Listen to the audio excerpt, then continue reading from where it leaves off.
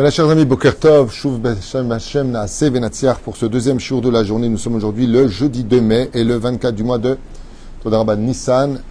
Le Chaim Tovim Ushalmor Shiur, Be'ezrat Hashem acheté ce matin par la famille Lugassi pour l'élévation de l'âme de Shlomo Ben Frech Aruach Hashem Tanachenu Began Eden et non Bechol Shrovim Imo Bichlal Arachim Veserochot Vechen Yerason Velmar Amen.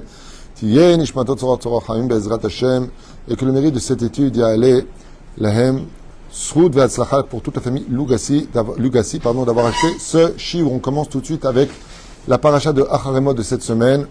Paracha très spéciale qui se divise en deux sujets, vraiment on peut dire principaux, ne serait-ce que par la haftara qui la compose à la fin de cette paracha. La paracha de Acharemot donc nous parle de la mort de façon très brève de Acharemot Shnei Bnei Aaron, des deux fils de Aaron, et puis on rentre dans Yom Kippour. Quel rapport avec les lois de Kippour et le fait de nous parler de la mort de Nadav et Avihu, fils de Aaron? Tout simplement parce que si Kippour aujourd'hui nous permet de pouvoir pardonner les fautes qu'on a fait pendant toute l'année, c'est grâce à la mort de Nadav et Avihu. C'est-à-dire que, c'est pour ça d'ailleurs que le jour de Yom Kippour, on lit dans le Sefer Torah la mort de Nadav et Avihu, et le Zohar HaKadosh nous dit que tout celui qui pleure à Kippour la mort de Nadav et Avihu, il peut être certain que réellement toutes ses fautes seront pardonnées totalement, par le mérite de ces deux tzadikim qui ont donné d'une certaine façon leur vie pour nous permettre de continuer la nôtre. Le deuxième sujet, qui est celui qui... donc il y a plein de choses à dire sur ça, on en parlera peut-être dans d'autres occasions, puisque j'ai déjà fait plusieurs cours sur ce sujet-là. Eh bien, le deuxième sujet va nous parler de l'importance de la tsniout, de ne pas découvrir la nudité des parents, des nouvelles épouses de papa ou de maman qu'on retrouvait de nos maris, et de la nudité du frère, du demi-frère, de la demi-sœur, et ainsi de suite. Herbatisha ou bita lot égalé, tu ne découvriras pas la nudité d'une femme, d'où l'importance et la gravité, pour ceux qui n'ont pas encore compris, de l'interdit formel de regarder la nudité des femmes. Et puis, on nous parle de la nida de la femme, on parle aussi de l'avodazara, tu ne sacrifieras pas ton fils la molaire, c'était une avodazara, une idolâtrie extrêmement grave, sur lequel, malheureusement, les gens sacrifiaient leurs enfants à un dieu démoniaque, qu'on appelait la molaire. Et le but, c'était donc de prendre ces enfants et de les déposer sur ce feu. Aujourd'hui, cet avodazara ne s'exprime pas de la même façon, c'est Zera Levatala, qui est considéré comme étant comme une faute aussi grave que la molaire. Hashem Ishmor Ve'irachem. Et le sujet principal de la fin, que moi je voulais partager avec vous, c'est, comme on le voit dans la 10e des parachutes de Vaïkra, c'est les conditions de la terre. La terre d'Eretz Israël, vous savez que c'est une terre qui est très particulière, c'est pas une terre comme les autres terres, c'est une terre d'ailleurs pour laquelle les caméras du monde entier sont rivées dessus. La terre d'Eretz Israël est une terre qui a un libre arbitre, comme l'explique le Rav Kook, et cette paracha, comme c'est marqué, Vataki Aretz et Yoshvea, et on va lire justement un passage important pour lequel j'aimerais vraiment partager avec vous, qui parle du passé, du présent et de l'avenir de ce pays, pour lequel justement les conflits ne cesse d'avoir lieu. On va voir que la Torah nous dit, mais arrêtez de croire que c'est un problème de peuple, arrêtez de croire que c'est un problème politique, arrêtez de croire que c'est un problème d'idéologie, c'est un problème religieux, la terre d'Israël. Ce n'est pas pour rien que la chrétienté a voulu s'installer ici par goût de foi de bouillon à l'époque du Moyen-Âge, Suleiman le Magnifique, tout le monde, quand on parle de Jérusalem, prône pour les trois religions. On ne parle pas de peuple, on ne parle pas de problèmes démographiques, d'habitants, de lieux ou de régions. Non, on parle ici de qui va représenter sa religion sur la terre sainte, car toutes les religions aujourd'hui se réfèrent à la terre d'Israël alors qu'ils ont déjà leur terre. Les Arabes ont la Mecque, les chrétiens ont l'Italie, ils ont Rome. Qu'est-ce qu'ils veulent ici?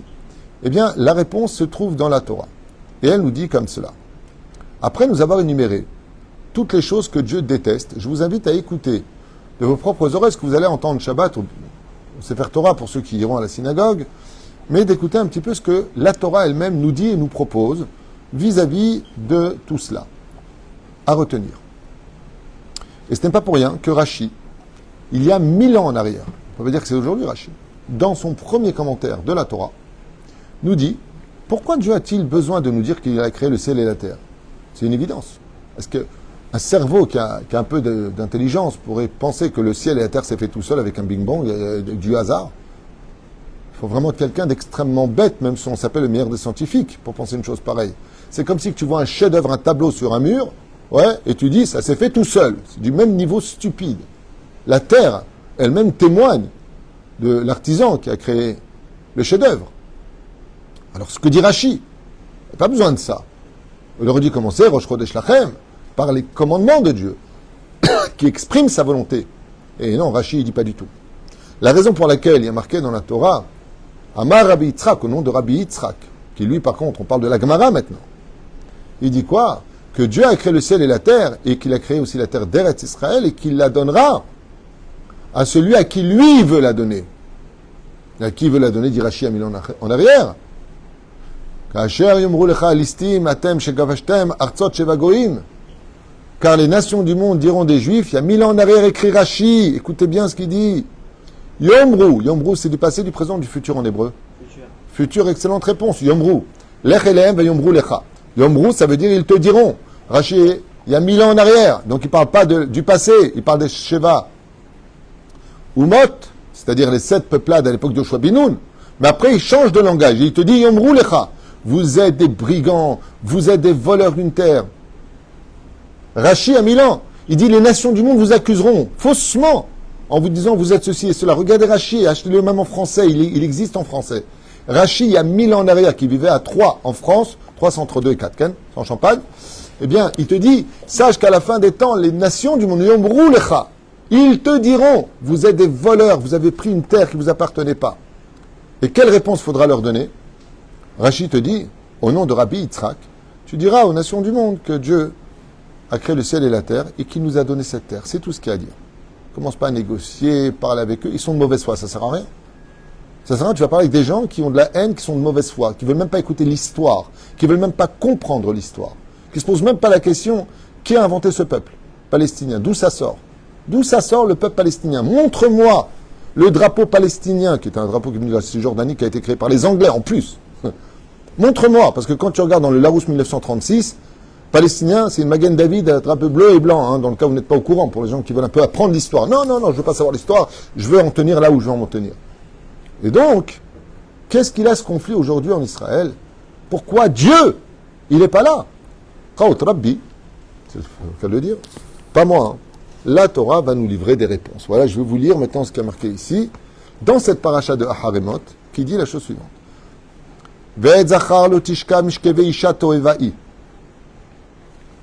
Interdit, donc je suis dans le chapitre Yutret, 18, verset 22.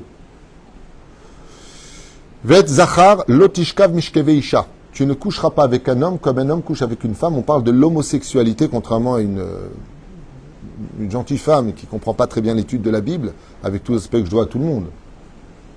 Et là, kito evahi, ça veut dire tout simplement que dans la Torah, c'est considéré l'homosexualité comme une abomination. Je me rappelle que le grand rabbin de France avait cité ce verset-là en France. Il a été attaqué, il a attaqué la Bible. Pas moi, je vous dis ce qui a marqué. La Bible, sur laquelle vous jurez dans les tribunaux, dans le monde entier, je jure de dire la vérité, toute la vérité, rien que la vérité, c'est marqué. Sous les chez moi. Torah evahi, ça veut dire c'est une abomination pour moi, dit Hachem. Ubechol behema, lotitem shechoftecha le toma ba. Tu ne te rendras pas impur avec l'animal. Il parle de quoi? De toutes les immoralités et débauches sexuelles où tu vas découvrir les femmes sur la plage, les femmes en khoutini, les femmes ceci. Hashem ishmor ve'irachem. Toutes ces choses-là, regardez bien, lisez-le en français. Lo tetameu bechol ele. Ne vous rendez pas impur avec tout ce qui est débauche sexuelle. Je parle de la paracha de la semaine. Qui bechol ele. Car dans tout cela, nitme ou agoïm. Vous savez pourquoi je vous ai donné la terre d'Eretz Israël à vous, les enfants d'Israël? Parce que vous avez reçu la Torah qui est sainte, parce que vous êtes un peuple saint, et je vous donne une terre sainte. Ne la rendez pas impure, parce que les nations du monde qui vivaient ici, eux, se sont rendus impurs. Et c'est pour cette raison, écoutez bien la suite, Ani meshalech mi penechem, je les ai renvoyés de cette terre. Je les ai renvoyés de cette terre parce qu'ils n'étaient pas pudiques, parce qu'ils marchaient impudiques, parce que les hommes allaient avec les hommes, les femmes avec les femmes, parce qu'ils faisaient n'importe quoi. Il n'y avait plus de pudeur. Car si vous le faites, ma terre deviendra impure. Vaif kodavona.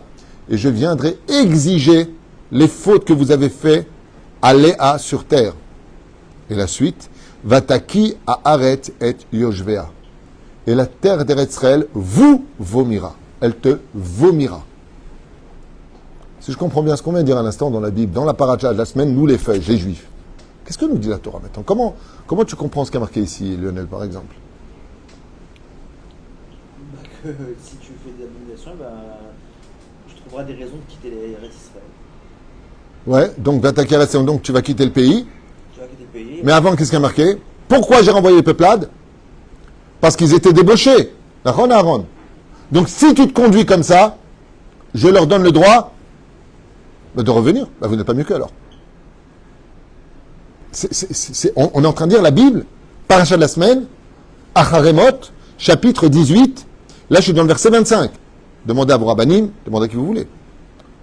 Ou shmartem. Et donc, on est dans le chapitre 26. C'est pas pour rien, Yudke Vavke. Ou shmartem etem et rukotai. Et vous avez donc intérêt, dit Hachem, si vous venez en Israël, de garder et rukotai, mes préceptes, mes lois, vet mishpatai, mes préceptes, velo tasu mikol hatoevot haele. Et vous avez intérêt à ne pas faire ce genre de choses, à Ezrar ve'agar agar betorachem, que ce soit vous-même, en tant qu'habitant, ou même l'étranger qui vient vivre sur cette terre. Qui est kol hatoevot hael, car toutes ces abominations-là, asu anshe haaretz asher lifnechem, ont été faites par les 7 peuplades, Cananéens, Chittiens, Émoriens, Périziens, Yébusiens, Girgashi. Eux, ils les ont fait. Vatitma haaretz, ils ont rendu ma terre impure, là où je réside, dit Hachem. Velo taki haaretz etrem, beta amechem, ota, kasher kachat hagoy asher lifnechem.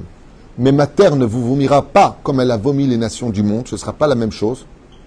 Ki kol asher yasu mikol hatoevot haelem, v'inchitu hanefashot haose mikerev amam, car je séparerai de vous tout celui du peuple d'Israël qui se sera impur par ses conduites inacceptables.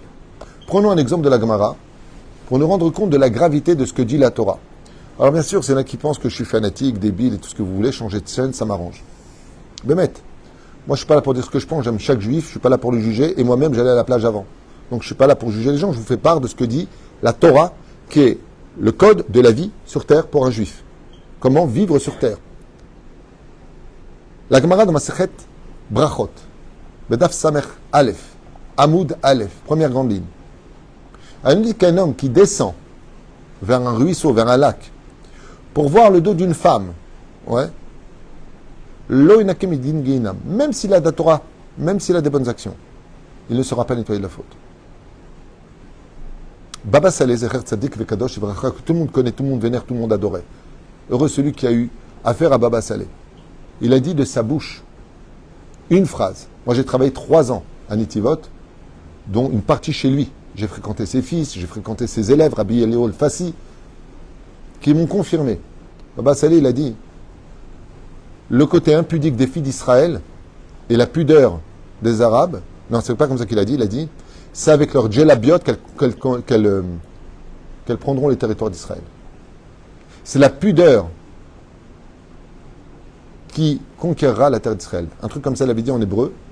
C'est avec leur djelabiot qu'elles conquéreront la terre d'Israël. Exactement ce que dit la Torah. Et si vous ne faites pas ce que je vous dis, et vous croyez quoi? Qu'on peut se permettre d'aller à la plage, en plus le Shabbat, faire ce qu'on veut. Fais ce que tu veux, tu as raison. Mais il y a des conséquences. Je relis en arrière. Qui est kol atoevot wael. Pardon. Voilà. Vaif kod avona alea. Dieu dit, je ne laisse pas passer. Dans la Torah, chapitre 25. Batit ma'aretz. Car quand vous êtes impudique et débauché, vous rendez ma terre impure. Et là, il y a un mot qui est très dur. Vaif kod avona. Et ça passe pas si j'ai pas vu. Vous allez payer pour ça. Bataki arrête cette yoshvea. Et la terre vous vomira. Mais elle vous vomira pas de la même façon que j'ai vomi les 7 peuples-là, dit la suite. Je commencerai d'abord par vous scinder, vous séparer. Hashem Ishmor.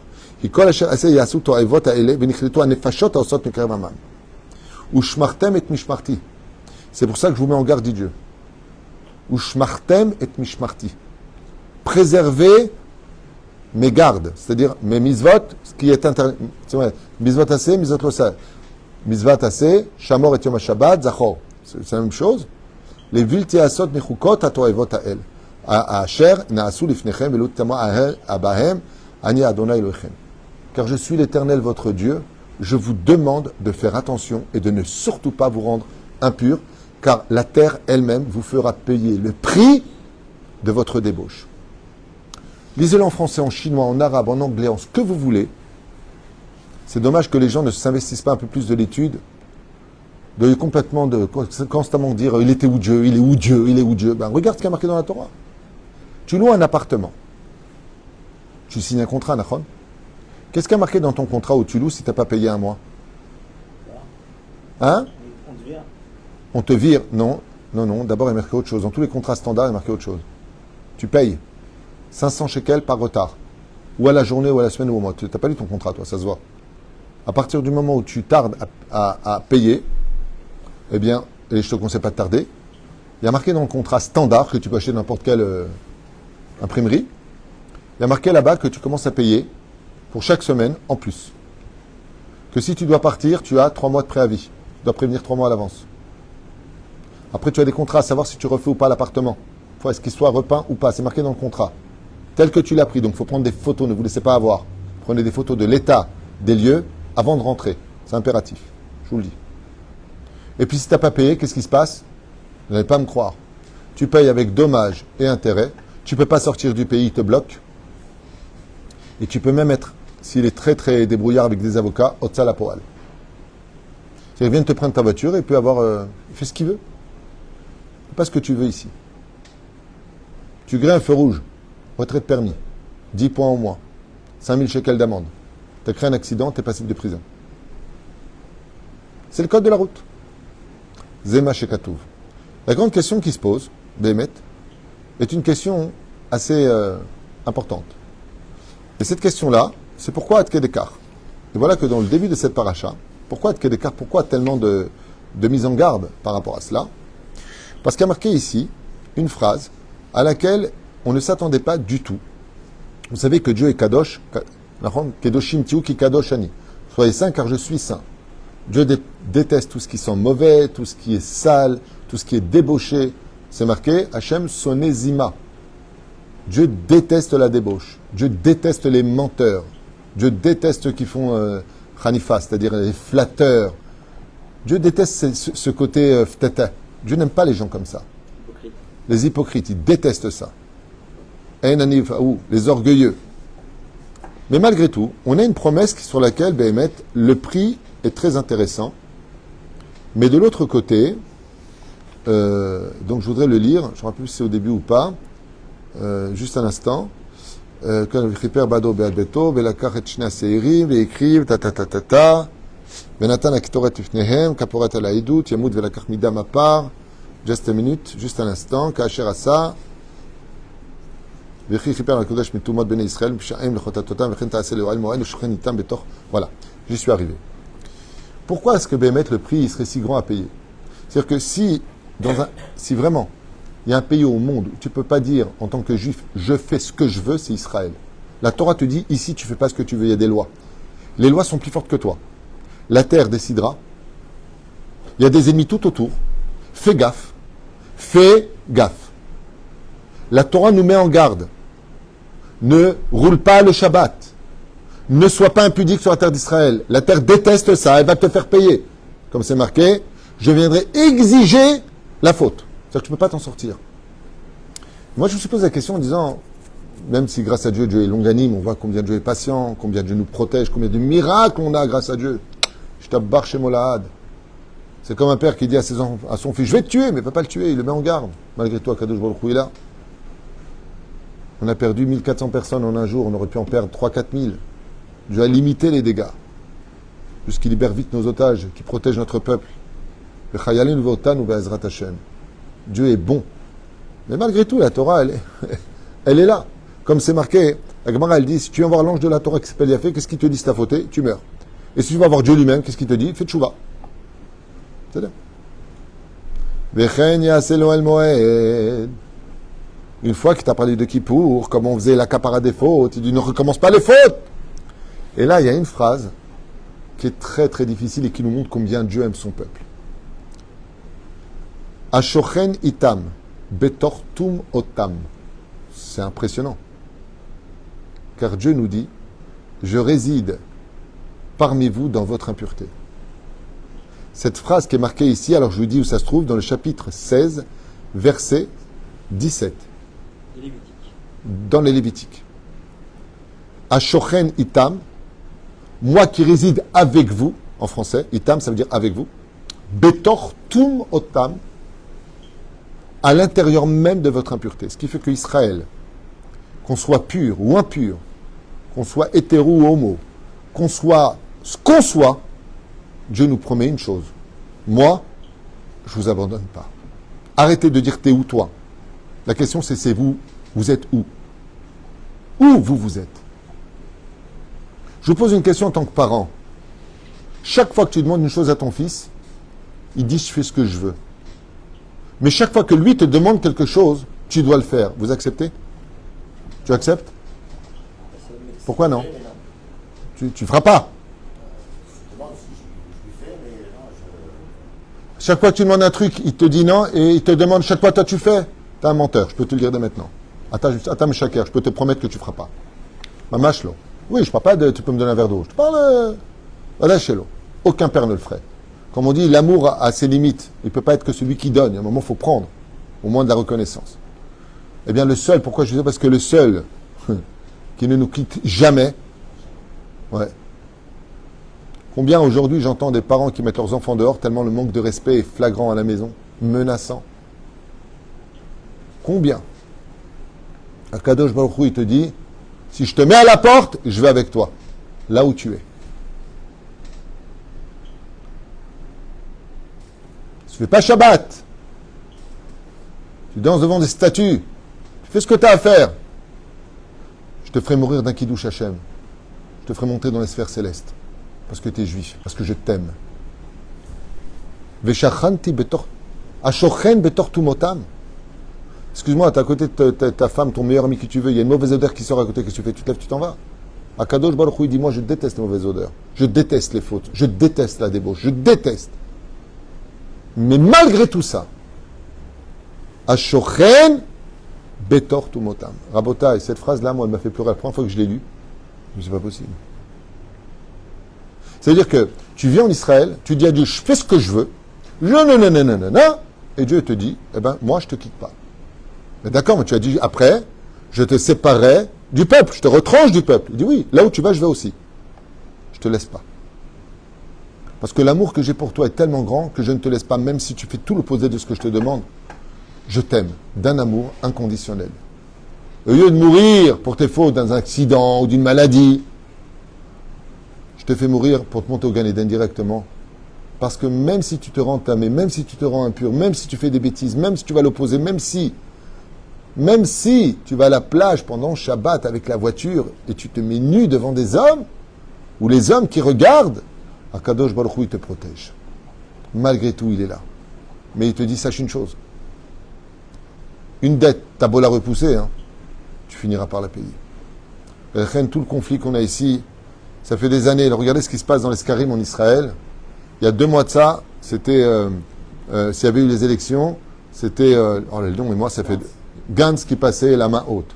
Il y a 1 mois de ça, c'était, vous n'allez pas me croire, Bennett qui montait au-dessus des autres. Bennett qui était complètement disparu. S'il y avait eu des élections, il serait complètement monté Premier ministre du premier coup. Ouais. En tout cas, c'est sur Kikar Shabbat et I24, les sondages. Et là, il y a 2 jours, 3 jours, c'est qui? Le Likoud qui remonte en flèche. Wouh! Rabotaille. Depuis 1948, on fait la droite, la gauche, la gauche, la droite, la droite, la gauche, la gauche, la droite. Peut-être qu'on essaie de voter Teshuvah. Peut-être qu'on essaie pour une fois de dire, tu sais quoi, de façon stratégique, et si on votait Torah? Et si on essayait ce qui a marqué dans le mode d'emploi ici? Akadosh Baruch Hu nous dit, j'ai renvoyé les peuplades parce qu'ils avaient une conduite de haine, débauchée. Je les ai renvoyés pour vous. Mais pas pour que vous continuez, pour vous comporter, vous comme eux. Mais même si c'était le cas, Hachem, il te dit, moi, je ne t'abandonne pas. Tout comme j'évite de te juger, arrête de me juger. Il est où Machar? Pourquoi il n'est pas venu? Parce qu'il y a encore des gens qui peuvent encore, peut-être, participer à la Géoula. Encore des gens qui veulent se marier et qui feront tchouva. Vous savez combien de gens ont fait tchouva depuis le 7 octobre? Chez Hachem, et comme Daman, tous ces tzadikim qui nous ont quittés. Tu vois, c'est... Hier, il y avait le père de Noah, c'est tzadika, avec la kippa sur la tête. Je crois qu'en Dieu, il n'y a que lui qui peut faire le miracle de la ramener. Sa maman, elle est en phase finale du cancer, elle dit au moins voir ma fille une dernière fois. Naomi, la sœur de Livnat, Shemberechota, Tzadika qui vit à Tedvav. Naomi, Tzadika, une fleur. Shomeret mitzvot, Shomeret Shabbat, oh, elle était là-bas. Tu vois chaque personne, tous se sont mis à prier à Kadosh Baruch Hu. Tout le monde s'est réveillé. Des fois, il faut des réveils très durs. Pas moi qui le dis. Les événements le disent. Ça nous a tous unis. Ça a réveillé notre amour de la terre. Et l'éveil de l'histoire de Émile Zola, l'affaire Dreyfus, est revenu d'actualité. On ne nous aime pas. On est boycotté. On est boycotté. Moi, je suis juif grâce à Dieu. Toda Lael, je mérite. Toda Lael, Toda Lael. Toda Lael. Je mérite d'être né juif. Je ne pourrais jamais rembourser cette gratitude d'être né juif. Toda Lael. J'aime mon peuple. Ça fait 40 ans presque que je vis en Israël. J'ai été écouté par beaucoup de gens. J'explique la situation, menacé, insulté. Alors que j'ai rien, au contraire. Jusqu'à aujourd'hui, j'ai des amis qui sont arabes dans le pays, avec qui je m'entretiens, qui m'appellent. J'ai pas de problème. Nous, on n'a pas de problème d'être amis. Alors pourquoi il y a une telle situation? Le problème est tout simplement que si nous, on ne remplit pas notre contrat de respecter la Torah et les mitzvot sur la terre d'Eretz Israël, même si Dieu reste avec nous, quoi que l'on fasse, alors il y aura toujours un prix à payer. Et au lieu de demander constamment la Géoula, il est où le Mashiach, fais d'abord la paix dans ton foyer, éduque tes enfants sur le chemin de la Torah, arrêtons de nous promener impudiquement, jupe courte et machin court et machin, et je regarde et je... Daï. Que Béhémet, on fasse une teshuva qui ne soit pas une teshuva de parole, mais une teshuva d'action, où on devient tout simplement meilleur, et dans la façon d'être habillé, et surtout la façon d'être se comporter, et encore mieux, la façon de parler. Sans vulgarité, sans insulte, sans lachon hara, sans motzi shemra. Si on faisait ça et qu'on votait tous pour des lois comme ça, ne serait-ce que l'histoire de 2 Shabbats, dit la Gemara, juste 2 Shabbats. 2. On essaie 2 Shabbats dans le monde entier. 2 Shabbats, Shomer Shabbat Keilchata. Tous ensemble. Il n'y a que Machak qui y arrivera, moi je vous le dis. Shabbat mondial, pour moi c'est une blague. Pour moi le Shabbat mondial c'est la blague des blagues. Parce que chaque fois que je pose la question, bon, tu vas être Shabbat, tu es Shabbat mondial, tu fais, laisse-moi les baskets. Et il faut que tout le monde soit Shomer Shabbat. Donc qu'est-ce qu'il faut? Une bombe atomique pour qu'on se réveille? Moi je propose qu'on réveille les bombes atomiques des mitzvot, qu'on en reçoit une, pour nous rappeler que la vie n'est pas une plaisanterie, que la Torah, c'est quelque chose de émet et de sérieux. Voilà ce que je voulais partager avec vous, au lieu de raconter des belles choses, des belles histoires comme on l'a fait juste avant. Quelque chose peut-être pour nous réveiller et nous faire réaliser qu'aujourd'hui on est vivant, demain on mourra, et que si rien ne s'est passé sur terre, eh bien on aura des comptes à rendre sur la suite, et que cette paracha de Haremot, les enfants de Aaron, tu sais pourquoi ça commence par eux? Pour te dire que si eux qui étaient des si grands tzadikim, ils sont morts. Toi, tu veux pas faire un peu attention à ta vie? L'Igbo Aitim la Torah.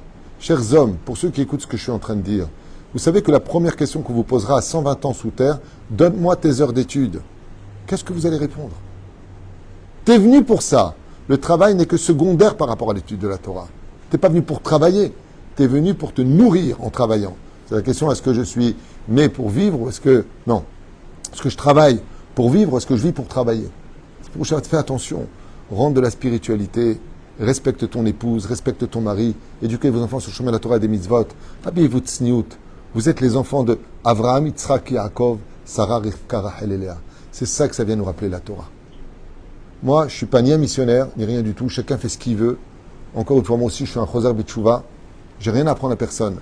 Avec ce que je suis en train de vous lire, si vous l'aviez compris, vous l'auriez dit de la même façon, sans la trafiquer, sans la changer, qui est Am Israël, Chai Vekayam. Baruch Adonai Leolam. Amen ve Amen.